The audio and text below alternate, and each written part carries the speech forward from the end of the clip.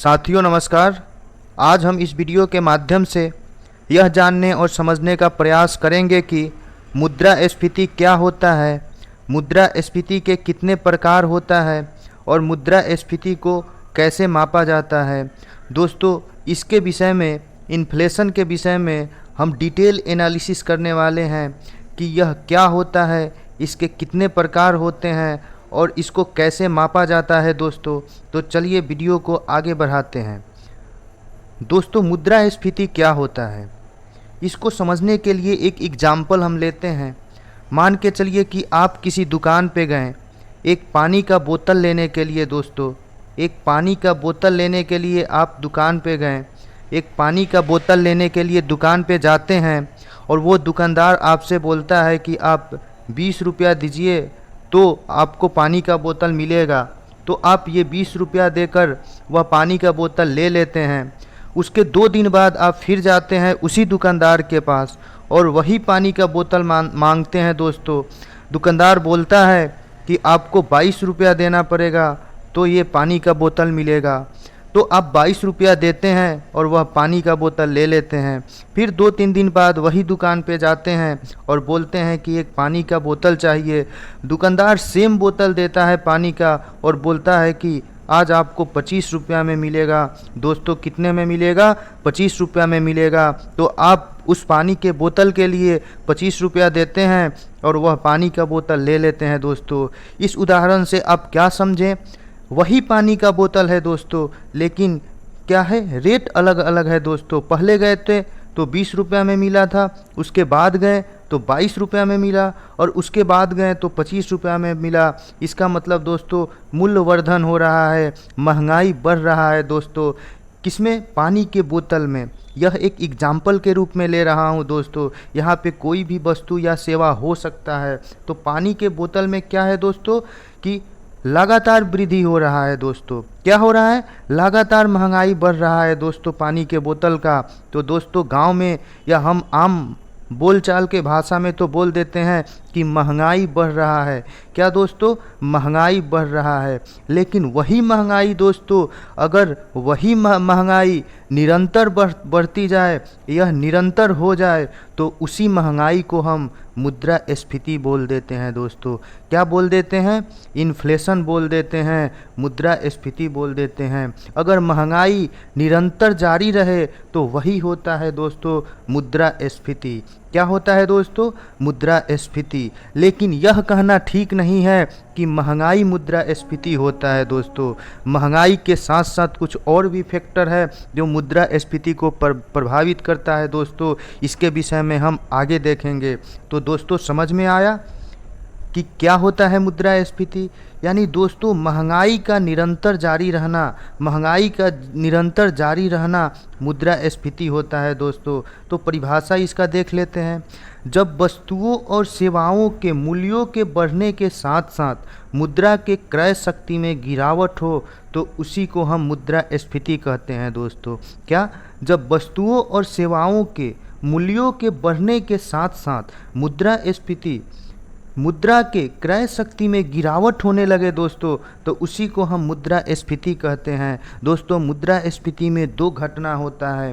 पहला तो होता है मूल्य स्तर में वृद्धि होने लगता है, किसी वस्तु या सेवा के मूल्य स्तर का वृद्धि होने लगता है और उसी के साथ साथ जो मुद्रा है उसके क्रय शक्ति का भी कम होने लगता है, उसका क्रय शक्ति कम होने लगता है। दोस्तों, क्रय शक्ति कम होने का मतलब क्या है दोस्तों? मान के चलिए कि आप 10 रुपया लेकर एक दुकान पे जाते हैं और दुकानदार से बोलते हैं कि भैया मुझे केला दे दो।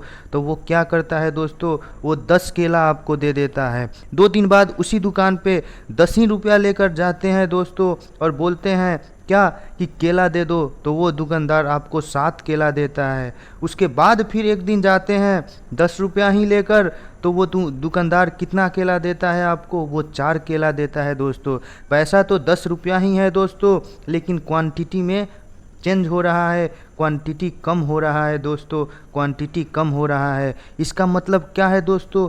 आपका जो मुद्रा है, आपका जो पैसा है, उसका वैल्यू कम हो रहा है। दोस्तों, अगर ये जो मान के चलिए फर्स्ट डे है, ये तीसरा दिन है दोस्तों, ये पहला दिन है, ये तीसरा दिन है। तो पहला दिन 10 रुपया में आपको 10 केला मिला और तीसरा दिन आपको 10 रुपया में 4 केला मिला। इसका मतलब क्या है दोस्तों कि अगर तीसरा दिन आपको 10 केला लेना होगा तो ज़्यादा पैसा देना पड़ेगा, इतना 10 रुपया में आपको क्वांटिटी कम मिलेगा दोस्तों। यही होता है मुद्रा के क्रय शक्ति का कम होना दोस्तों। तो अगर महंगाई के साथ साथ मुद्रा के क्रय शक्ति अगर कम हो जाए तो इसी स्थिति को हम इन्फ्लेशन कहते हैं, मुद्रास्फीति कहते हैं दोस्तों। कि अगर किसी वस्तु और सेवा के मूल्य में वृद्धि हो रहा हो, लगातार वृद्धि हो रहा हो, और साथ में जो मुद्रा जो करेंसी है उसका क्रय शक्ति भी कम होता जा रहा हो, तो इसी स्थिति को हम दोस्तों मुद्रास्फीति कहते हैं। क्या कहते हैं दोस्तों? मुद्रास्फीति कहते हैं दोस्तों। कुछ बातें देख लेते हैं।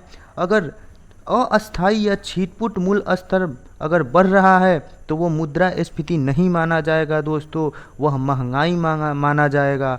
अगर यही स्थिति लगातार हो जाए, लगातार होने लगे, कुछ दिनों तक होने लगे, कुछ महीनों तक होने लगे, तो दोस्तों यही महंगाई क्या हो जाता है? यही महंगाई मुद्रास्फीति हो जाता है दोस्तों, मुद्रास्फीति हो जाता है। महंगाई पूरे देश में अलग अलग हो सकता है दोस्तों, लेकिन मुद्रास्फीति पूरे देश में एक समान रहता है। क्या दोस्तों? याद रखने वाली बात है कि महंगाई पूरे देश में अलग अलग होता है, लेकिन मुद्रास्फीति पूरे देश में एक समान रहता है दोस्तों, एक समान रहता है। अर्थव्यवस्था में वस्तुओं और सेवाओं की आपूर्ति के अपेक्षा मुद्रा की आपूर्ति अधिक हो जाती है। तो मुद्रा की आपूर्ति अधिक होने से क्या होगा दोस्तों? मुद्रा का वैल्यू कम हो जाएगा। अगर मान के चलिए कि मार्केट में कोई सामान 5 ही अवेलेबल है और क्या है, मुद्रा ज़्यादा है, इसका मतलब क्या है कि खरीदने वाले ज़्यादा होंगे, तो ये 5 वस्तु का कीमत जो होगा मान के चलिए बढ़ने लगेगा। जिसका वो सामान्य कीमत होगा उस समान कीमत से ज़्यादा रेट में मिलेगा यह वस्तु दोस्तों। क्योंकि क्या है कि मुद्रा की आपूर्ति मार्केट में ज़्यादा हो रहा है, तो वस्तुओं और सेवाओं की कीमत क्या होगा दोस्तों? वह बढ़ जाएगा, उसमें वृद्धि हो जाएगी। अगर ऐसी स्थिति दोस्तों अस्थायी रूप में हो जाए, कुछ दिनों के लिए होने लगे, कुछ महीनों के लिए हो जाए, तो क्या कहलाता है दोस्तों? तो यही स्थिति मुद्रास्फीति कहलाता है, इन्फ्लेशन कहलाता है दोस्तों। तो इन्फ्लेशन समझ में आ गया दोस्तों कि इन्फ्लेशन क्या होता है? इन्फ्लेशन होता है दोस्तों, इन्फ्लेशन क्या होता है दोस्तों? तो इन्फ्लेशन होता है मूल्य स्तर का बढ़ जाना और क्रय शक्ति का कम हो जाना। क्या दोस्तों? मूल्य स्तर का बढ़ जाना और क्रय शक्ति का कम हो जाना। एक डिफ्लेशन शब्द भी होता है दोस्तों, एक इन्फ्लेशन के बाद एक डिफ्लेशन शब्द भी होता है दोस्तों। क्या? और स्फीति भी होता है दोस्तों, डिफ्लेशन भी होता है दोस्तों। तो डिफ्लेशन का मतलब क्या होता है दोस्तों? तो यहीं पे आप जान लीजिए कि डिफ्लेशन क्या। मुद्रास्फीति कुछ हद तक तो सही होता है, लेकिन डिफ्लेशन इकोनॉमी के लिए बिल्कुल सही नहीं रहता है दोस्तों, बिल्कुल सही नहीं रहता है। तो इन्फ्लेशन में क्या होता है दोस्तों कि किसी वस्तु और सेवा का मूल्य स्तर बढ़ जाता है, लेकिन डिफ्लेशन में किसी वस्तु और सेवा का मूल्य स्तर कम हो जाता है, घट जाता है। यानी कोई वस्तु 5 रुपये का है तो मार्केट में 3 रुपया में ही मिलने लगेगा। और क्या होता है डिफ्लेशन में? तो यहाँ पे इन्फ्लेशन में क्रय शक्ति का कम हो जाना, मुद्रा के क्रय शक्ति कम हो जाता है, लेकिन डिफ्लेशन में मुद्रा की क्रय शक्ति अधिक हो जाती है दोस्तों, अधिक हो जाती है। अगर ये दोनों घटना हो रही हो साथ में तो वो डिफ्लेशन कहलाता है। यानी अगर किसी वस्तु का मूल्य स्तर घट गया हो और साथ में मुद्रा की क्रय शक्ति ज़्यादा हो गई हो, अधिक हो गई हो, तो वो कहलाता है डिफ्लेशन दोस्तों। यह स्थिति कब होता है दोस्तों? तो यह स्थिति मंदी, जब अर्थव्यवस्था मंदी के दौर से गुजरती है तब की स्थिति होता है दोस्तों डिफ्लेशन। यह अर्थव्यवस्था के लिए सही नहीं होता है दोस्तों, यह अर्थव्यवस्था के लिए सही नहीं होता है डिफ्लेशन। आगे बढ़ते हैं दोस्तों। अब देख लेते हैं मुद्रास्फीति कितने प्रकार का होता है दोस्तों। मुद्रास्फीति टाइप ऑफ इन्फ्लेशन देख लेते हैं दोस्तों। टाइप ऑफ इन्फ्लेशन क्या है? तो दो प्रकार का होता है। मुद्रास्फीति एक कारण के आधार पे होता है दोस्तों, एक दर के आधार पे होता है। क्या दोस्तों? एक कारण के आधार पे मुद्रास्फीति होता है और एक दर के आधार पे मुद्रास्फीति होता है। तो कारण के आधार पे अगर मुद्रास्फीति के प्रकार को देखा जाए तो यह 3 प्रकार का होता है: मांग प्रेरित मुद्रास्फीति, लागत प्रेरित मुद्रास्फीति और आपूर्ति जनित मुद्रास्फीति। क्या दोस्तों? मांग प्रेरित मुद्रास्फीति, लागत प्रेरित मुद्रास्फीति और आपूर्ति जनित मुद्रास्फीति। और दर के आधार पर देखा जाए दोस्तों तो यह 4 प्रकार का होता है: रेंगती हुई मुद्रास्फीति, चलती हुई मुद्रास्फीति, दौड़ती हुई मुद्रास्फीति और सरपट दौड़ती हुई मुद्रास्फीति। दोस्तों इन सारे के बारे में हम डिटेल एनालिसिस करेंगे। चलते देखते हैं कि यह क्या होता है दोस्तों। कारण के आधार पे अगर देखें दोस्तों, कारण के आधार पे पहला क्या है दोस्तों? डिमांड पुल इन्फ्लेशन, यानी मांग प्रेरित मुद्रास्फीति। यहाँ पे क्या शब्द लिखा गया है दोस्तों? मांग प्रेरित। क्या दोस्तों? मांग प्रेरित। इसका मतलब मांग क्या हो रहा है? प्रेरित हो रहा है, मांग ज़्यादा हो रहा है। अगर किसी वस्तु का मांग ज़्यादा होगा, किसी सेवा की मांग ज़्यादा होगी तो ऑटोमेटिक उस वस्तु का क्या वैल्यू बढ़ जाएगा, उसका मूल्य बढ़ जाएगा, उस सेवा का वैल्यू बढ़ जाएगा, उस सेवा का मूल्य बढ़ जाएगा। और मूल्य स्तर में वृद्धि ही क्या कहलाता है दोस्तों? मुद्रास्फीति कहलाता है। तो मांग बढ़ जाने के कारण अगर जो भी मुद्रास्फीति आती है अर्थव्यवस्था में तो उसे हम मांग प्रेरित मुद्रास्फीति कहते हैं दोस्तों। उसे क्या कहते हैं दोस्तों? उसे मांग प्रेरित मुद्रास्फीति कहते हैं। जब मांग बढ़ने के कारण मुद्रा की क्रय शक्ति घटता है तो उसे क्या कहते हैं दोस्तों? मांग प्रेरित मुद्रास्फीति कहते हैं। मांग प्रेरित मुद्रास्फीति कहते हैं। मांग कैसे बढ़ती है दोस्तों? तो अगर आय बढ़ जाए, ऋण सस्ता हो जाए, जनसंख्या बढ़ जाए, रोजगार बढ़ जाए, नकली मुद्रा प्रचलन में आ जाए दोस्तों। अगर आप आज 1,000 रुपया कमा रहे हैं एक दिन में, अगर यही आप आगे चलकर एक दिन में 5,000 रुपया कमाने लगेंगे तो क्या दोस्तों आप इस समय के अपेक्षा ये वाले समय में अधिक मांग करेंगे, अधिक वस्तु उपभोग करेंगे। तो डिमांड ज़्यादा करेंगे। तो डिमांड मार्केट में अगर ज़्यादा हो रहा है, अर्थव्यवस्था में डिमांड ज़्यादा हो रही है तो क्रय शक्ति कम होगी दोस्तों, मुद्रा की क्रय शक्ति घटेगी और यही मुद्रास्फीति कहलाती है। अगर ऋण सस्ता हो जाए दोस्तों, तो ऋण सस्ता हो जाए तो अधिक से अधिक लोग ऋण लेंगे तो मार्केट में क्या होगा दोस्तों? मार्केट में मुद्रा ज़्यादा आ जाएगी, मुद्रा की आपूर्ति ज़्यादा हो जाएगी। तो मुद्रा की आपूर्ति ज़्यादा होगी तो 10 रुपया की वस्तु को लोग 15 रुपया देकर खरीदने लगेंगे। इस प्रकार देखा जाए तो वस्तु का कीमत बढ़ जाएगी और मुद्रास्फीति आ जाएगी। जनसंख्या बढ़ने से भी डिमांड लोग ज़्यादा करते हैं दोस्तों। अधिक लोग होंगे तो ज़्यादा डिमांड होगा दोस्तों। रोजगार बढ़ने से भी आय बढ़ेगी, लोगों के बीच पैसा ज़्यादा होगा और लोग अर्थव्यवस्था में ज़्यादा डिमांड करेंगे। अगर नकली मुद्रा प्रचलन में आ जाती है दोस्तों तो नकली मुद्रा जो भी लोग यूज कर रहे हैं वो लोग अधिक से अधिक डिमांड करेंगे, जिसके कारण वस्तु महंगी हो जाएगी और मुद्रास्फीति की समस्या आ जाएगी दोस्तों। तो ये होता है मांग प्रेरित मुद्रास्फीति दोस्तों। दूसरा होता है दोस्तों लागत प्रेरित मुद्रास्फीति। क्या दोस्तों?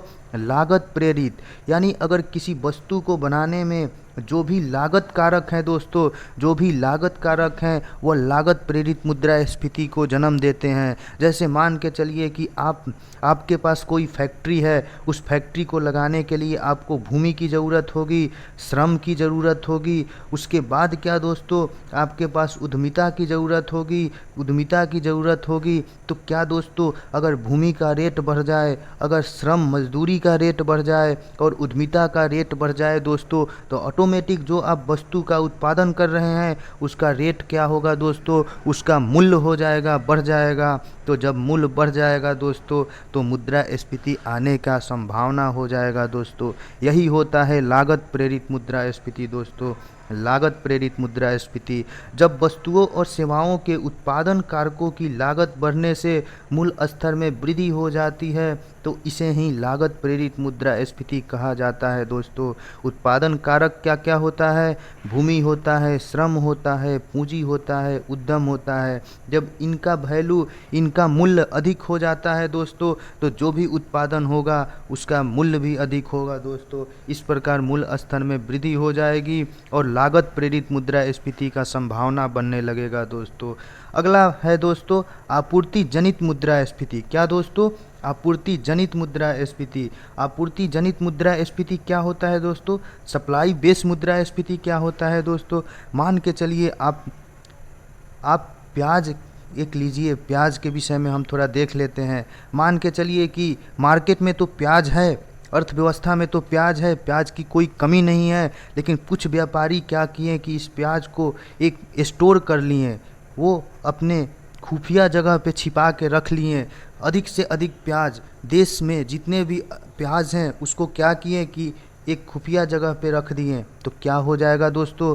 प्याज की कमी हो जाएगी। प्याज का उत्पादन तो सही था, लेकिन ये जमाखोरी के चलते प्याज की कमी हो जाएगी और प्याज की कमी हो जाने के कारण जो भी शेष प्याज बचा रहेगा उसके मूल्य स्तर में वृद्धि हो जाएगी और वही मूल्य स्तर में वृद्धि दोस्तों आपूर्ति जनित मुद्रास्फीति पैदा करेगी। क्या दोस्तों? आपूर्ति जनित मुद्रास्फीति। और बाद में यही व्यापारीगण उसी प्याज को ज़्यादा मूल्य में बेचेंगे और अधिक से अधिक मुनाफा कमाएंगे दोस्तों। ये होता है आपूर्ति जनित मुद्रास्फीति, यानी आपूर्ति के कम रह जाने के कारण मूल्य स्तर में जो भी वृद्धि होता है उसी को आपूर्ति जनक मुद्रास्फीति कहते हैं दोस्तों। आपूर्ति जनित मुद्रास्फीति कहते हैं। आपूर्ति के कम रहने के क्या क्या कारण हो सकते हैं दोस्तों? तो जमाखोरी हो सकता है, काला बाजारी हो सकता है, या फिर उत्पादन का अनुकूल नहीं होना, यानी प्रोडक्शन ही ना हो रहा हो तो भी आपूर्ति कम हो जाती है दोस्तों और वस्तु के मूल्य स्तर में वृद्धि हो जाती है दोस्तों।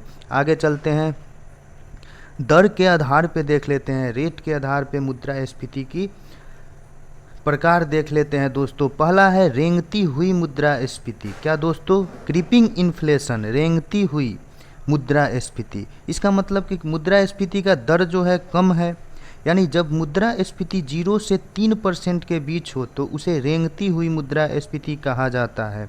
क्या दोस्तों? जब मुद्रास्फीति 0 से 3% के बीच हो तो उसे रेंगती हुई मुद्रास्फीति कहा जाता है। इस टाइप का जो मुद्रास्फीति होता है वो विकसित देशों में सामान्यतः पाया जाता है, इसलिए रेंगती हुई मुद्रास्फीति को दोस्तों विकसित देशों की मुद्रास्फीति के नाम से भी जाना जाता है दोस्तों। आपको बस यह बात याद रखनी है कि रेंगती हुई मुद्रास्फीति में मुद्रा की दर होता है 0 से 3% के बीच। क्या दोस्तों? 0 से 3% के बीच होता है, कम होता है, इसीलिए इसको रेंगती हुई मुद्रास्फीति कहा जाता है। इस टाइप की मुद्रास्फीति विकसित देशों में पाया जाता है। किस देशों में दोस्तों? विकसित देशों में पाया जाता है। दूसरा है दोस्तों चलती हुई मुद्रास्फीति, वॉकिंग इन्फ्लेशन। क्या दोस्तों? चलती हुई, यानी रेंगने से थोड़ा स्पीड होगा चलना, तो क्या दोस्तों? रेंगने से थोड़ा स्पीड होगा चलना, तो 0 से 3% रेंगती हुई मुद्रास्फीति थी, तो यह 3 से ज़्यादा होगी, यानी जब मुद्रास्फीति 3 से 7% के बीच हो तो उसे चलती हुई मुद्रास्फीति कहते हैं दोस्तों। याद रखना है, जब 3 से 7% के बीच हो मुद्रास्फीति की दर तो उसे हम चलती हुई मुद्रास्फीति कहते हैं दोस्तों। इतना मुद्रास्फीति अल्प विकसित देशों में होना चाहिए दोस्तों। जो अल्प विकसित देश है उनमें 3 से 7% के बीच होना चाहिए। यह आर्थिक विकास के अनुकूल होता है दोस्तों। क्या दोस्तों? यह आर्थिक विकास के अनुकूल होता है। इसका मतलब जो मुद्रास्फीति की दर अगर 3 से 7% से बीच हो, 7% के बीच हो, तो वह अर्थव्यवस्था के लिए अनुकूल होता है दोस्तों। आगे देखते हैं दौड़ती हुई मुद्रास्फीति दोस्तों। क्या? दौड़ती हुई मुद्रास्फीति, रनिंग इन्फ्लेशन, यानी क्या है?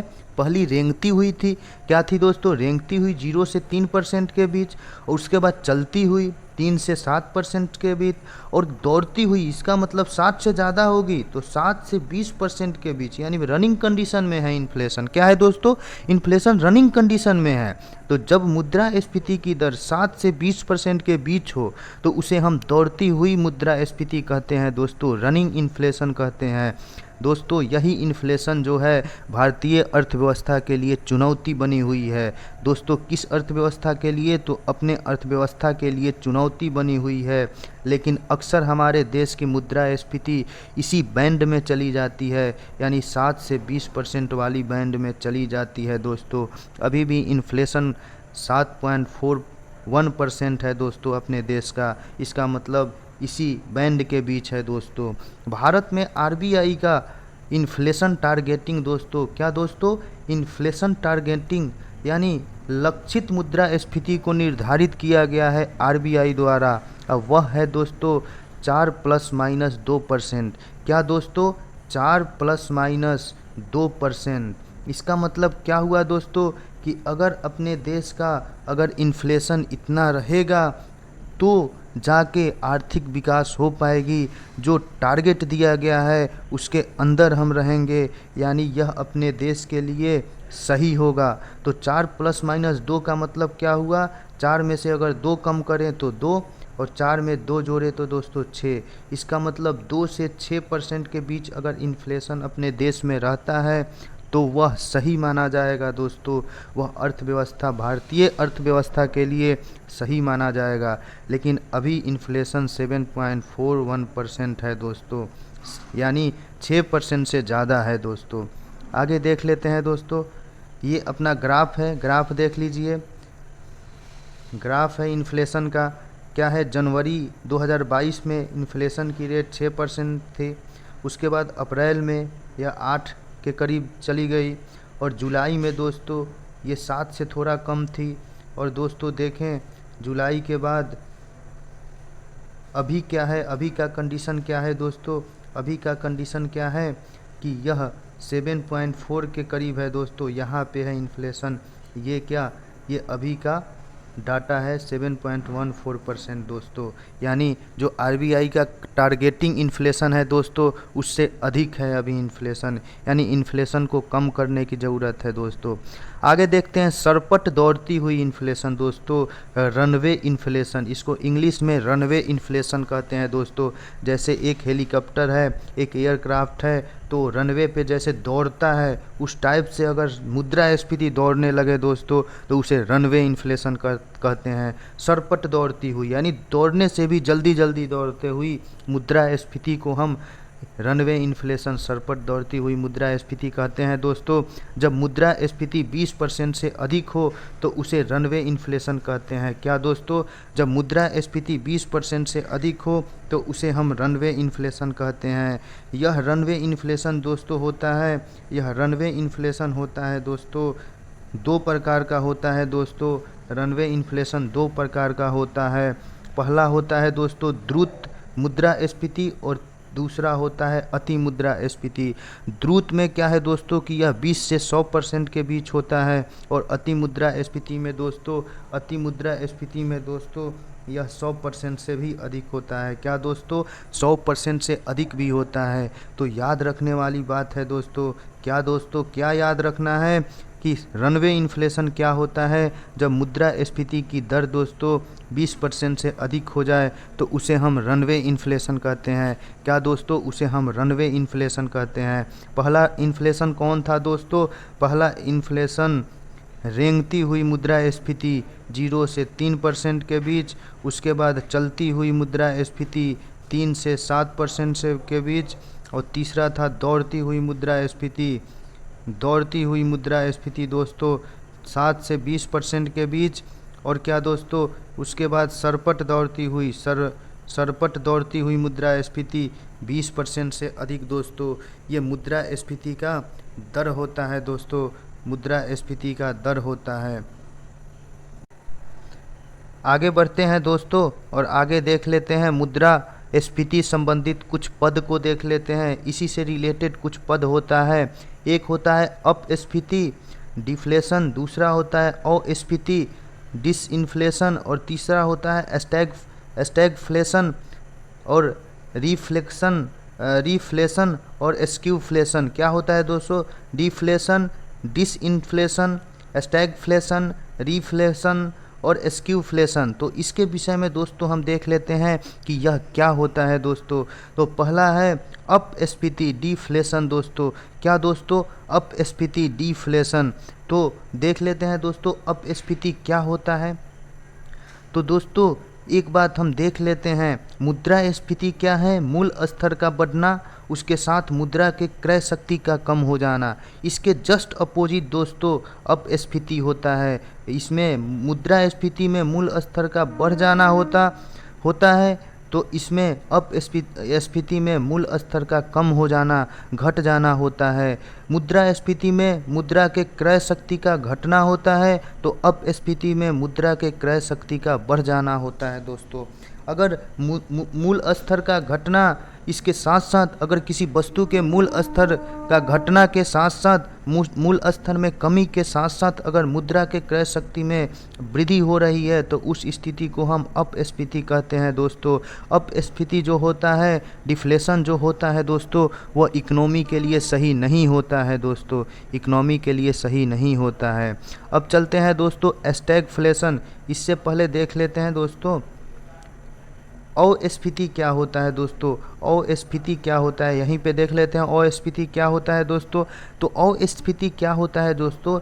जब हम मुद्रास्फीति को कम करते हैं दोस्तों, जब हम मुद्रास्फीति को कम करते हैं, तो मुद्रास्फीति को कम होती ही है, लेकिन यह पॉजिटिव ही बनी रहती है, यह धनात्मक ही बनी रहती है, तो उस स्थिति को अस्फीति कहते हैं दोस्तों। यानी मुद्रास्फीति को कम हो रही है, मुद्रास्फीति तो कम हो रही है, लेकिन वह बनी हुई है दोस्तों, वह धनात्मक बनी हुई है। जैसे मान के चलिए अगर जनवरी महीने में इन्फ्लेशन का दर 5% है, और मार्च में यह घट के 4% हो जाए, तो इस स्थिति को हम क्या कहेंगे? अस्फीति कहेंगे दोस्तों, डिसइन्फ्लेशन कहेंगे। आगे चलते हैं दोस्तों स्टैगफ्लेशन। स्टैगफ्लेशन क्या होता है दोस्तों? इसके विषय में हम देख लेते हैं कि स्टैगफ्लेशन क्या होता है।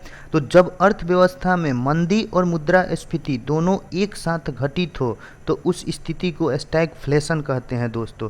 क्या कहते हैं? स्टैगफ्लेशन कहते हैं। यानी अर्थव्यवस्था में मंदी भी आ गई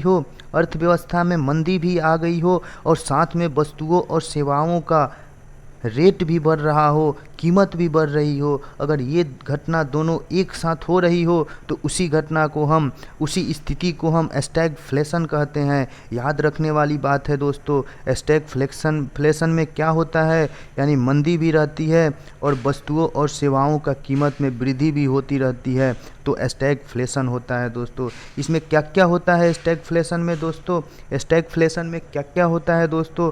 तो कोई संवृद्धि नहीं होती है दोस्तों, क्योंकि ऑलरेडी मंदी आ गई है, अर्थव्यवस्था में मंदी आ गई है।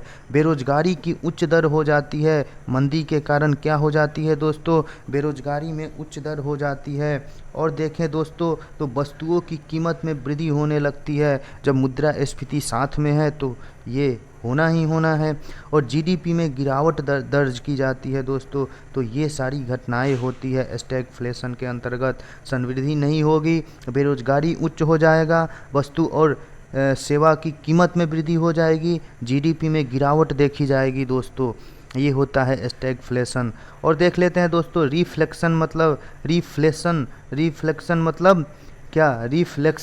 रिफ्लेक्शन क्या होता है दोस्तों? जब अर्थव्यवस्था में अपस्थिति के दौर के बाद फिर से रिफ्लेक्ट करे, क्या दोस्तों? फिर से संवृद्धि दौर आए, फिर से संवृद्धि आ जाए, तो उस स्थिति को हम रिफ्लेक्शन कहते हैं दोस्तों।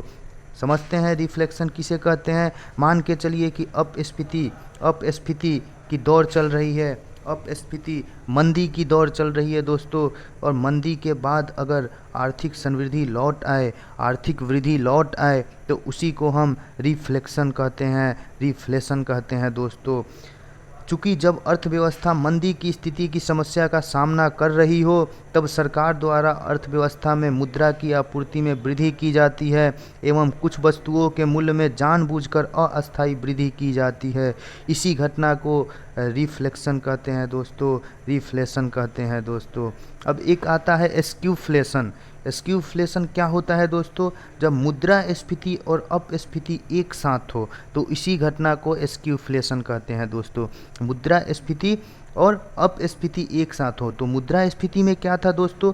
वस्तु के कीमत बढ़ रहे थे, और अपस्फीति में क्या है दोस्तों? वस्तु के कीमत घटेंगे। तो दोस्तों अगर कुछ वस्तु के कीमत बढ़ रहा हो और कुछ वस्तु के कीमत घट रहा हो, यह घटना एक साथ हो रही हो दोस्तों, तो इस स्थिति को स्क्यूफ्लेशन कहा जाता है दोस्तों। क्या कहा जाता है? स्क्यूफ्लेशन कहा जाता है। मुद्रास्फीति और अपस्फीति एक साथ हो तो उसी को स्क्यूफ्लेशन कहा जाता है दोस्तों। आगे देख लेते हैं दोस्तों, मुद्रास्फीति को मापने की विधियाँ क्या है दोस्तों? मुद्रास्फीति को कैसे कैसे मापा जाता है दोस्तों? मुद्रास्फीति को मेजर कैसे किया जाता है? तो इसके 3 तरीका होता है दोस्तों। मुद्रास्फीति को मापने के 3 तरीके होते हैं। पहला होता है दोस्तों थोक मूल्य सूचकांक, होलसेल प्राइस इंडेक्स दोस्तों। दूसरा होता है कंज्यूमर प्राइस इंडेक्स, उपभोक्ता मूल्य सूचकांक CPI दोस्तों। और तीसरा होता है GDP डिफ्लेटर दोस्तों, GDP डिफ्लेटर होता है दोस्तों। तो एक एक करके देख लेते हैं दोस्तों कि ये क्या होता है। तो पहला देख लेते हैं दोस्तों होलसेल प्राइस इंडेक्स, WPI क्या होता है दोस्तों? थोक मूल्य सूचकांक क्या होता है दोस्तों? तो भारत में सबसे पहले 1942 में इसे जारी किया गया था। जो WPI है, होलसेल प्राइस इंडेक्स है, थोक मूल्य सूचकांक है दोस्तों, उसको 1942 में जारी किया गया था। वाणिज्य और उद्योग मंत्रालय के अंतर्गत औद्योगिक नीति एवं संवर्धन विभाग द्वारा इसे जारी किया जाता है दोस्तों। जब हम 1942 में थोक मूल्य सूचकांक निकाले थे तो उसका आधार वर्ष 1939 था, लेकिन दोस्तों अभी थोक मूल्य सूचकांक का आधार वर्ष 2011-12 है दोस्तों। क्या है दोस्तों? 2011-12 है दोस्तों। थोक मूल्य सूचकांक को मापने के लिए दोस्तों, थोक मूल्य सूचकांक को मापने के लिए दोस्तों 697 वस्तुओं को यानी 697 वस्तुओं को सम्मिलित किया जाता है दोस्तों। ध्यान रहे, थोक मूल्य सूचकांक केवल वस्तुओं को सम्मिलित करता है दोस्तों, सेवाओं को सम्मिलित नहीं करता है दोस्तों। क्या दोस्तों? यह केवल वस्तुओं को, WPI जो होता है, होलसेल प्राइस इंडेक्स जो होता है, थोक मूल्य सूचकांक जो होता है दोस्तों, वो केवल वस्तुओं को कलेक्ट करता है, वस्तुओं को सम्मिलित करता है, सेवाओं को सम्मिलित नहीं करता है दोस्तों। इनमें 3 श्रेणियों में ये वस्तुओं को बांटा जाता है दोस्तों। प्राथमिक, ईंधन और विद्युत शक्ति और विनिर्मित उत्पाद। प्राथमिक के अंतर्गत आ जाता है दोस्तों अनाज, फल, सब्जी। इसका भ्रांश जो होता है दोस्तों 22.262% होता है, और ईंधन और विद्युत शक्ति का भ्रांश होता है दोस्तों 13.15%, और विनिर्मित उत्पाद का भ्रांश होता है दोस्तों 64.23% होता है दोस्तों। इससे मुद्रास्फीति को मापने के लिए कारखाना मूल्य का प्रयोग किया जाता है दोस्तों। यानी देखो होलसेल प्राइस इंडेक्स है तो जो कारखाना में वस्तु का वैल्यू होता है, मूल्य होता है, उसी को लिया जाता है दोस्तों होलसेल प्राइस इंडेक्स में मुद्रास्फीति को मापने के लिए। अब दोस्तों देख लेते हैं कंज्यूमर प्राइस इंडेक्स क्या होता है दोस्तों। कंज्यूमर प्राइस इंडेक्स क्या होता है? तो कंज्यूमर प्राइस इंडेक्स के तहत हम देखें दोस्तों, उपभोक्ता मूल्य सूचकांक के तहत अगर हम देखने का प्रयास करें दोस्तों, तो CPI कंज्यूमर प्राइस इंडेक्स मासिक आधार पर खुदरा कीमतों में परिवर्तन को मापता है दोस्तों। यानी उपभोक्ता जितना कीमत पे वस्तु को ले रहा है दोस्तों, वही होता है कंज्यूमर प्राइस दोस्तों। इससे वस्तुओं और सेवाओं दोनों को सम्मिलित किया जाता है, लेकिन होलसेल प्राइस इंडेक्स में केवल वस्तुओं को सम्मिलित किया जाता था दोस्तों, केवल वस्तुओं को सम्मिलित किया जाता था। लेकिन कंज्यूमर प्राइस इंडेक्स में वस्तुओं और सेवाओं दोनों को सम्मिलित किया जाता है दोस्तों। कंज्यूमर प्राइस इंडेक्स के गणना हेतु दोस्तों 2012 को आधार वर्ष माना जाता है दोस्तों। 2012 को आधार वर्ष माना जाता है। इसमें दोस्तों ग्रामीण टोकरी के लिए दोस्तों, इसमें ग्रामीण टोकरी के लिए 448 वस्तुएं एवं शहरी टोकरी के लिए 460 वस्तुएं सम्मिलित है दोस्तों। हेडलाइन इन्फ्लेशन जो होता है दोस्तों, यह कंज्यूमर प्राइस इंडेक्स पर ही आधारित होता है। हेडलाइन इन्फ्लेशन जो होता है दोस्तों, वह कंज्यूमर प्राइस इंडेक्स पर ही आधारित होता है। सीपीआई के अंतर्गत वस्तुओं का भारांश अगर देख लिया जाए दोस्तों, तो खाद्य एवं पेय पदार्थ का भारांश होता है दोस्तों 45.86%, पान तंबाकू और मादक पदार्थ का भारांश 2.38%, कपड़े व जूते चप्पल का भारांश 6.58%, आवास का भारांश 10.07%, ईंधन व प्रकाश का भारांश 6.84% और मिश्रित भारांश होता है दोस्तों 28.32% होता है दोस्तों। तो ये रहा WPI और CPI दोस्तों, क्या WPI और CPI। अब GDP डिफ्लेटर के विषय में देख लेते हैं दोस्तों। GDP डिफ्लेटर के विषय में, तो GDP डिफ्लेटर होता है दोस्तों nominal GDP by real GDP. Nominal GDP क्या होता है दोस्तों, जब चालू कीमत पर जीडीपी को निकालते हैं तो उसे नॉमिनल जीडीपी कहते हैं, और जब स्थिर कीमत पे किसी जीडीपी को निकालते हैं तो हम रियल जीडीपी कहते हैं। इस तरह से अगर जीडीपी का वैल्यू 1 के बराबर आ जाता है दोस्तों, इस तरह से अगर जीडीपी डिफ्लेटर का वैल्यू 1 के बराबर हो जाता है तो कोई मुद्रास्फीति नहीं है दोस्तों, मूल स्तर में कोई परिवर्तन नहीं हो रहा है। अगर इस तरह से जीडीपी डिफ्लेटर का वैल्यू 1 से ज़्यादा हो रहा है दोस्तों, 1 से ज़्यादा हो रहा है दोस्तों, तो क्या है कि कीमत स्तर में वृद्धि हो रहा है, तो इसका मतलब मुद्रास्फीति की घटना चालू है दोस्तों। जीडीपी डिफ्लेटर जो होता है दोस्तों, मुद्रास्फीति का बेहतर मापक होता है। क्या होता है दोस्तों, बेहतर मापक होता है जीडीपी डिफ्लेटर। क्या दोस्तों, जीडीपी डिफ्लेटर बेहतर मापक होता है दोस्तों। आगे बढ़ते हैं दोस्तों, आगे देख लेते हैं मुद्रास्फीति और बेरोजगारी से रिलेटेड देख लेते हैं। एक फिलिप्स वक्र होता है दोस्तों। कौन सा वक्र? फिलिप्स वक्र होता है दोस्तों। यह मुद्रास्फीति और बेरोजगारी की दर को बताता है दोस्तों। यह मुद्रास्फीति और बेरोजगारी दर के संबंध को बताता है दोस्तों। क्वेश्चन पूछ सकता है एग्जाम में कि बेरोजगारी दर और मुद्रास्फीति के बीच संबंध को कौन सा वक्र दिखाता है दोस्तों, तो फिलिप्स वक्र दिखाता है दोस्तों। यह जो संबंध होता है दोस्तों व्युत्क्रमानुपाती होता है। इसका मतलब ये हुआ दोस्तों कि मुद्रास्फीति अगर बढ़ेगी तो बेरोजगारी दर कम होगा, और बेरोजगारी दर कम होगी तो मुद्रास्फीति बढ़ेगी दोस्तों। इस वक्र के हिसाब से देख लेते हैं दोस्तों। मान के चलिए एक्स एक्सिस पे क्या है, बेरोजगारी है, और वाई एक्सिस पे क्या है, मुद्रास्फीति है। अगर मुद्रास्फीति ये हाई सबसे ज़्यादा यहाँ हो जाएगा तो मुद्रास्फीति हाई है, तो इस कर्व ये है, यही फिलिप्स वक्र है दोस्तों। इस कर्व से मिलाएं तो यहाँ पे बेरोजगारी यहाँ पे आ रहा है दोस्तों। इसका मतलब अगर मुद्रास्फीति अधिक है ये, तो बेरोजगारी की दर कम हो जाएगी दोस्तों। ये वाला पोर्शन से ये वाला कम है, इसका मतलब मुद्रास्फीति अधिक होगा तो बेरोजगारी कम होगा दोस्तों। और मुद्रास्फीति अगर कम रहेगा तो बेरोजगारी क्या हो जाएगा दोस्तों, अधिक हो जाएगा। यही बताता है दोस्तों, फिलिप्स वक्र बताता है मुद्रास्फीति और बेरोजगारी के बीच संबंध को, जो व्युत्क्रमानुपाती होता है। अब देख लेते हैं दोस्तों मुद्रास्फीति के क्या क्या प्रभाव हैं, लाभ और हानि, किन किन पे लाभ होता है और किन को हानि होता है दोस्तों। तो उत्पादक वर्ग को लाभ होता है दोस्तों, वस्तु और सेवाओं का कीमत बढ़ जाता है तो उनको ज़्यादा लाभ मिल पाता है। जो ऋणी होता है उनको भी लाभ होता है दोस्तों।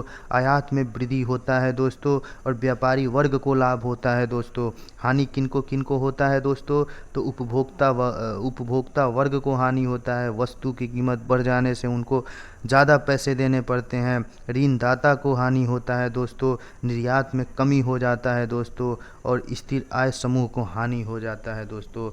तो दोस्तों ये रहा आज का वीडियो। मुद्रास्फीति के बारे में लगभग हम सब चीज़ डिस्कशन कर लिए हैं दोस्तों, अगर यह वीडियो अच्छा लगे तो प्लीज़ लाइक करें, शेयर करें और मेरे चैनल को दोस्तों सब्सक्राइब करें। आज के लिए इतना ही। थैंक यू दोस्तों।